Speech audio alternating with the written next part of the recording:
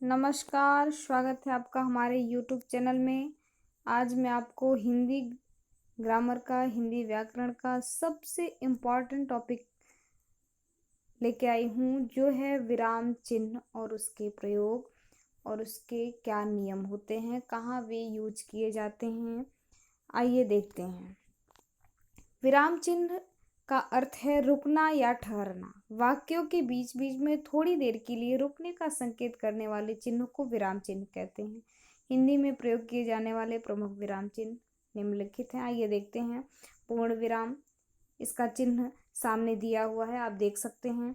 अल्प विराम, अर्ध विराम, प्रश्नवाचक चिन्ह, विस्मयवाचक चिन्ह, योजक या विभाजक, निर्देशन, डैश, उद्धरण चिन्ह, विवरण चिन्ह, कोष्ठक, हंसपद, त्रुटिपूरक, लाघव चिन्ह। पहला है आपका पूर्ण विराम। पूर्ण विराम वाक्य के अंत में लगाया जाता है। जब वाक्य पूरा होता है तब इसका प्रयोग करते हैं, जैसे पक्षी दाना चुग रहे हैं, सूर्योदय हो रहा है। यहाँ पे पूर्ण विराम लगा दिया गया। अल्प विराम, अल्प विराम का अर्थ है थोड़ा विराम। जब पूर्ण विराम से कम समय के लिए वाक्य के बीच में रुकना पड़े तो अल्प विराम चिन्ह का प्रयोग किया जाता है। जैसे भारत में गेहूं, चना, बाजरा, मक्का आदि बहुत सी फसलें उगाई जाती हैं। तीसरा है आपका अर्ध विराम। वाक्य लिखते या बोलते समय एक बड़े वाक्य में एक से अधिक छोटे वाक्यों को जोड़ने के लिए अर्धविराम का प्रयोग किया जाता है। जैसे निरंतर प्रयत्नशील रहो, रुकना कायरता है। इसमें दो वाक्य हैं, उसमें थोड़ा सा अर्धविराम लगा दिया गया है कि निरंतर प्रयत्नशील रहो, उसके बाद रुकना कायरता है। प्रश्नवाचक चिन्ह, बातचीत के दौरान जब किसी से कोई बात पूछी जाती है तो कोई प्रश्न पूछा जाता है, तब वाक्य के अंत में प्रश्नसूचक चिन्ह का प्रयोग किया जाता है। जहाँ पे क्वेश्चन पूछा जाए, नॉर्मल सी बात है, जहाँ पे क्वेश्चन पूछे जाए वहाँ पे प्रश्नवाचक चिन्ह का प्रयोग होता है। आपका नाम क्या है, आपका क्या नाम है, तुमने क्या कहा, ये आपका एग्जाम्पल हुआ। विस्मय आदि बोधक चिन्ह, विस्मय, आश्चर्य, शोक,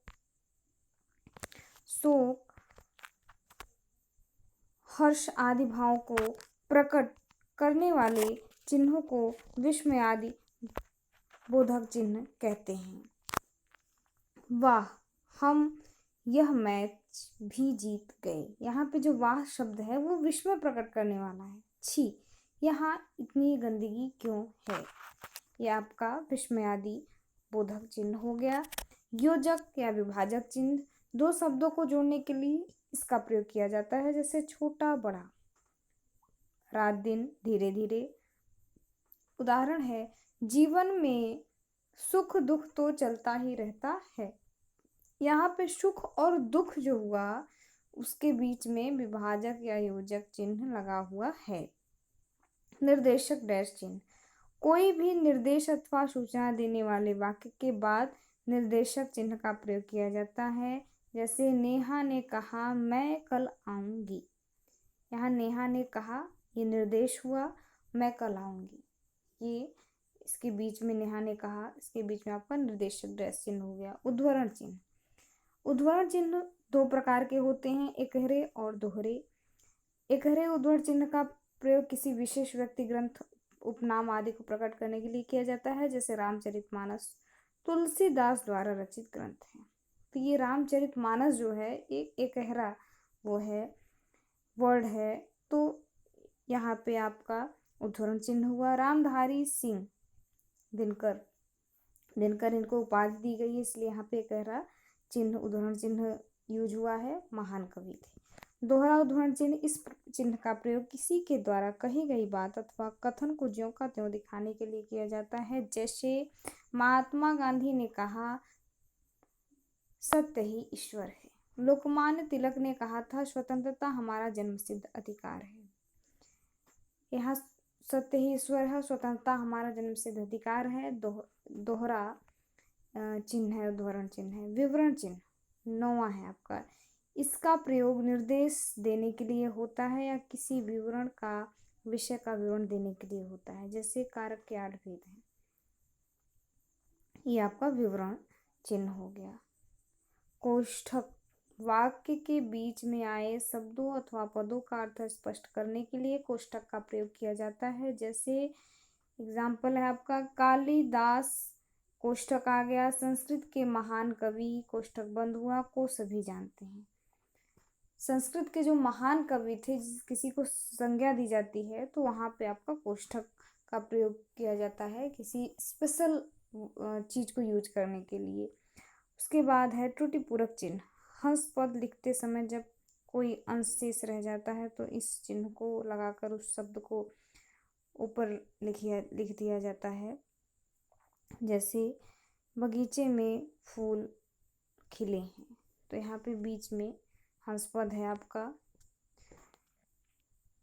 लाघव चिन्ह, किसी बड़े अंश का संक्षिप्त रूप लिखने के लिए इस चिन्ह का प्रयोग किया जाता है। जैसे मेंबर ऑफ पार्लियामेंट, तो हम मान लीजिए यूजली हमें बोलना है कि member of parliament, member of parliament, तो उसे हम शॉर्टकट में MP बोलते हैं और एक लाघव चिन्ह लगा देते हैं। डॉक्टर को हम लिखते वक्त अक्सर डॉक्टर को फुल नहीं लिखते, डा लगा के आपका लाघव चिन्ह लग जाता है।